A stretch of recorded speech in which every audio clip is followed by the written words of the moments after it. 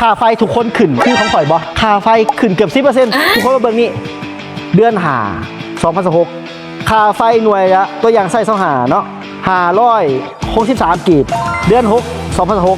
614กีบขึ้นไป 10% ต่อ 1 เดือนค่าไฟแพงเนี่ยติดตั้งระบบโซลาร์เซลล์ใส่พลังงานสะอาดถ้าจะมาเปิดเบิ่งแอปเลยว่าไฟเนี่ยใส่ไฟบ้านหรือใส่ไฟจากโซลาร์เซลล์กินจักเปอร์เซ็นต์บริษัทของเรามีใส่แอร์มีใส่ไฟฟ้ามีใส่คอมพิวเตอร์มีใส่เครื่องจักรครบสุดมาเบิ่งกันว่าค่าไฟจักเปอร์เซ็นต์เห็นปะทุกคนจะเห็นว่าตอนนี้ของการเฮาเนี่ยกำลังใส่ไฟอยู่เนี่ย PV คือมาจากแผงโซลาร์เซลล์อันนี้คือไฟบ้านอันนี้เฮาใส่ไฟจากไฟฟ้าของหลักเนาะสังเกตว่าดึงมาจากโซล่าเนี่ย95%เลย